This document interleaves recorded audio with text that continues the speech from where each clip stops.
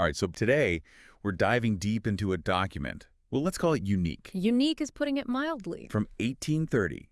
And it was a revelation. It's received by Joseph Smith Jr. and a few others. Gives us a peek, into the very early days of the Latter-day Saint movement. The energy back then, wow. Intense, spiritual, but they also had some real down-to-earth problems to deal with, too. Exactly. And what's wild is this document, it blends those two. Like you've got divine authority in one sentence, and then, wait for it, copyright law in the next. It's a trip. Right off the bat, you get this powerful statement from God claiming dominion over basically everything. Sets the tone, like, hey, pay attention, this is the big leagues, and it covers both the spiritual and the material. Right, because God asserting authority. It's not just about who's top dog, right? You've got this covenant with Joseph Smith Jr., promises of protection and blessings. But we're not just talking about spiritual blessings, are we? Nope. Temporal blessings are right there in the text. And let's be real, this was a new religious movement. They were still finding their footing, those temporal blessings. Things like financial stability, safety, even good health. They were huge for Joseph Smith Jr. and the folks who followed him. That's like a two-way street, yeah. Uh, God's offering support, but also expecting faithfulness in return.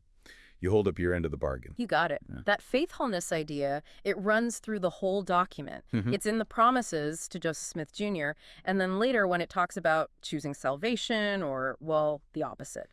Okay, let's talk about something I did not expect to find in a message from God. What's that? Copyright law. It's like, boom, God's handing down commandments, and then suddenly it's all about protecting intellectual property. Might seem odd at first glance, but remember, this is the 19th century. Copyright was a big deal, especially for a new religious group trying to establish themselves.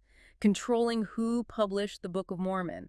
That meant controlling the message, making sure no one twisted it or, used it to get rich. So it's not just about the book itself, right? It's Yeah. about protecting the future of the whole movement. Pretty savvy when you think about it. Definitely. And they get specific, naming guys like Oliver Cowdery, Joseph Knight, giving them the job of securing the copyright. These weren't just random followers. These were Joseph Smith Jr.'s inner circle, the guys he trusted. And they had the skills, the connections to deal with all the legal stuff. It's like we're seeing behind the scenes, right? The nuts and bolts of the early movement, the guys trusted with these make-or-break tasks. Oh, and speaking of intriguing details, there's that 4 provinces clause. The document mentions selling the copyright for those 4 provinces. What provinces are we even talking about here? Is it some ancient real estate deal? Honestly, pinpointing the exact provinces, it's a bit of a head scratcher. Historical records from that time, they can be messy, but most likely it's referring to some kind of geographical division within North America as it existed back then. Maybe Upper Canada and Lower Canada, the areas that later became Ontario and Quebec. Or maybe it's talking about a completely different system. It's one of those historical puzzles that reminds us context is everything when you're trying to figure these documents out. Makes you realize even instructions that seem pretty straightforward, they can be loaded with historical baggage, right?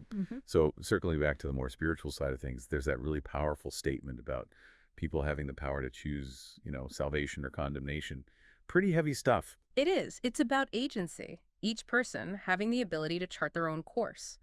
And it links back to that idea of faithfulness we were talking about before. The choices you make, they have real consequences. And then there's that idea of like blessings being proportionate to faithfulness. The more you put in, the more you get out. But those blessings, sometimes they come with a heavier load to carry. I don't know, that really speaks to me. Even outside of religion, the idea that bigger opportunities, well, they often come with the bigger challenges too. For sure. It's one of those beautiful, complex ideas that makes you really stop and think. It's not just about passively receiving blessings. It's about actively striving to deserve them. And that striving, that effort, well, that's part of the journey, right? We've gone from God calling the shots to copyright law to the power of individual choice, all in one document. It's quite a ride. And it leaves us with a lot to chew on.